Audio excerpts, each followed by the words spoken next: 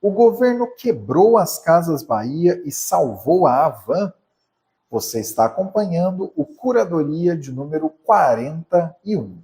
Se você já ouviu que o governo da ocasião, qualquer que seja o governo, qualquer que seja a ocasião, é capaz de quebrar empresas, este episódio é para que você separe duas coisas muito importantes que não costumam ser ditas nesse tipo de discurso. Uma coisa é o conjunto de decisões da gestão, por exemplo, sobre a estrutura de alavancagem, e outra coisa é o que você não consegue controlar, como, por exemplo, os juros. Nos últimos dias, nós tivemos o anúncio de que as Casas Bahia tiveram um resultado trimestral bastante negativo, cerca de 10 bilhões de reais de prejuízo, e nessa segunda-feira, no dia que esse episódio está sendo gravado, nós tivemos o anúncio de que as Casas Bahia pediram, a empresa Casas Bahia pediu recuperação judicial. Nesse momento, então, volta aquele coro que acontece quando algum negócio grande passa por fortes apuros financeiros. É culpa do governo. Esse é o coro que acontece. Sempre que um negócio grande, relevante, acaba passando por algum apuro financeiro.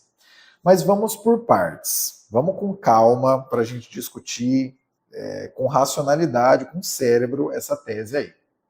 E um detalhe, nós não vamos citar o nome de nenhum governante, porque você vai poder ouvir de novo esse episódio em outros momentos, em outros governos, quando a mesma coisa acontecer. Quando tiver negócios grandes quebrando e surgir de novo essa especulação, esse ponto de que o governo que está quebrando essas empresas. Enfim, vamos lá. Para começar, recuperação judicial não é a falência da empresa, não é a quebra da empresa em si, mas é quando ela anuncia que está com dificuldades financeiras e que, dificuldades financeiras para honrar as suas dívidas, e com isso ela quer sentar com os devedores para renegociar as suas dívidas, para poder encaixar e tentar seguir adiante nas suas atividades. Esse tipo de coisa acontece quando o custo de rolagem das dívidas de um negócio fica inviável. É o cenário em que ou as dívidas são pagas ou o negócio continua. E a respeito do nível do endividamento de um negócio, cabe apontar uma outra questão. Cada negócio decide internamente como irá manter, expandir ou reduzir as suas atividades. Uma empresa que quer crescer, por exemplo, pode abrir franquias da própria marca, pode pedir dinheiro para os sócios, pode abrir capital na bolsa, pode emitir dívida, um pouco de cada coisa, tudo misturado, pode fazer um monte de coisas, mas essas decisões são internas, tomadas pela gestão de um negócio.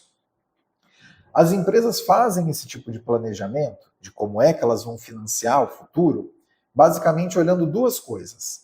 Em primeiro lugar, como é que elas vão conseguir atender a demanda esperada com o próprio negócio. E, em segundo lugar, qual deve ser o cenário mais amplo da parte que a empresa não pode controlar. Por exemplo, se a economia vai crescer e se os juros vão cair. Para citar dois aqui, bastante simples. Relativo ao primeiro ponto, como é que a empresa vai suprir as demandas de mercado, existem várias deliberações que podem ser e são feitas dentro dos boards das empresas, a níveis hierárquicos inferiores também para discutir tudo isso. Mas sobre o segundo ponto, como é que vai ser o cenário, como é que vai ser a economia, como é que vai ser crescimento, como é que vai ser juros, a questão fica mais aberta e imprevisível. Com tudo isso na mesa, vamos ao título do episódio. Teria o governo atual conseguido, ao mesmo tempo, falir as Casas Bahia e fazer a Havan crescer? Depende do quanto de peso você que está analisando qualquer um desses dois negócios coloca sobre os dois fatores que acabamos de conversar. O das decisões tomadas pela empresa para expandir, manter ou reduzir as suas atividades, decisão interna da gestão, e o das situações que não estão sob controle das empresas, por serem relativos ao cenário econômico mais amplo. Em todo caso, se a pergunta for sobre falência ou não de um negócio e a resposta envolver as tomadas de decisão de estrutura de capital desse negócio, né, como a empresa financia as suas atividades e pretende financiar o seu futuro, se a pergunta for sobre falência e a resposta e a dúvida envolver isso, então a resposta é um sonoro e direto não. Não é o governo que entra nas empresas, senta no board das empresas e sugere que é possível ampliar as atividades com endividamento porque os juros irão cair, com muitas aspas aqui. Quem toma esse tipo de decisão é a gestão de uma empresa.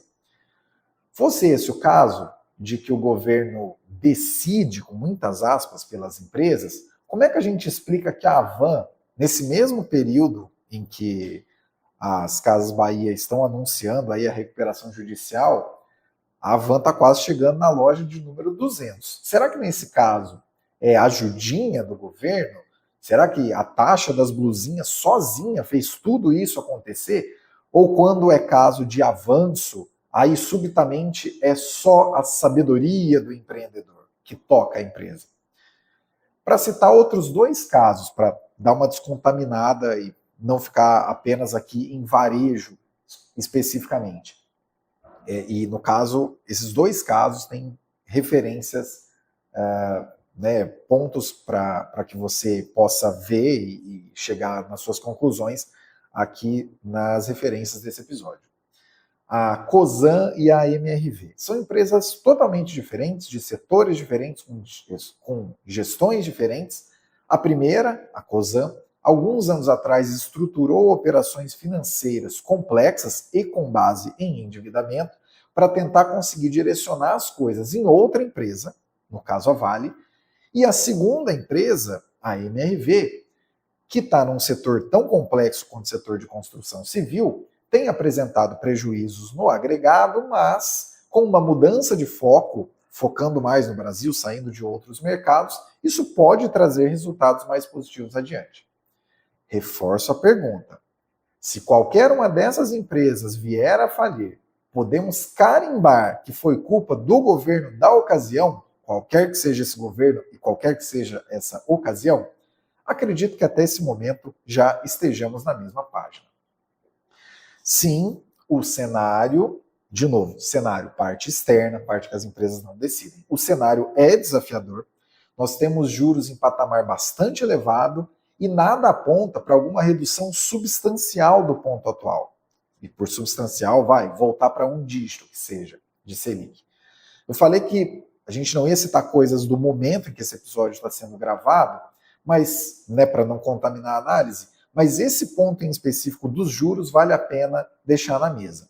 Em agosto de 2026, quando esse episódio foi gravado, a taxa de juros básica do Brasil, a Selic, estava em 14%, e o Boletim Focus, que reúne as previsões do mercado, o Boletim Focus mais próximo, que também foi divulgado na data da gravação desse episódio, indicava que a taxa de juros terminaria o ano de 2026 em 13,75%, e no longo prazo desse relatório, desse Boletim Focus, que é para o final de 2029, a expectativa era de Selic em 10%.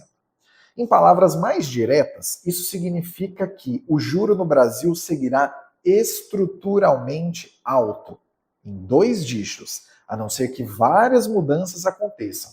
Por exemplo, no lado fiscal brasileiro e também no cenário internacional de juros, que, inclusive, também é bastante desafiador nesse momento. Já falamos disso em diversos episódios desse podcast nos últimos anos, mas é sempre importante relembrar. A era do juro zero acabou. E isso impacta não só o mundo desenvolvido, como também os mercados emergentes, dos quais fazemos parte, o Brasil faz parte. E se você até esse momento ainda não se convenceu, e está pensando, não, é culpa sim do governo da ocasião, de novo, você vai poder ouvir isso aqui em diversos momentos futuros. Já deixa salvo esse episódio em algum canto, porque a próxima vez que tivermos outros problemas daqui a alguns anos, de novo essa conversa vai surgir e de novo você vai poder perguntar se a pessoa está falando das decisões tomadas pela gestão ou das decisões externas à gestão de uma empresa, como, por exemplo, o cenário econômico. Enfim, se você ainda não se convenceu até essa altura do campeonato, né, e está pensando que é sempre culpa do governo, o governo vai lá e fecha as empresas, deixamos também nas referências desse episódio um levantamento do Financial Times sobre como empresas do Reino Unido estão em complicação financeira por conta de empréstimos tomados, né? Empresas do Reino Unido estão no maior nível de complicação financeira por conta de empréstimos tomados desde 2017. Se a sua tese de que o governo da ocasião do Brasil que quebra as empresas para de pé, então me diz, qual a influência que o governo brasileiro tem tomando as suas decisões sobre eventual quebra de empresas no Reino Unido, nos Estados Unidos, no Japão, enfim, acho que vocês já me entenderam. Guarde esse episódio para uma época futura em que aconteça algo parecido em outro governo, porque para setores como varejo, já dizia o Barsi, não é questão de se vão quebrar essas empresas, mas quando vão quebrar essas empresas. Caio Augusto, direto de 17 de agosto de 2026. Se você gostou, não deixe de curtir, compartilhar e deixar a sua opinião. Até o próximo Curadoria.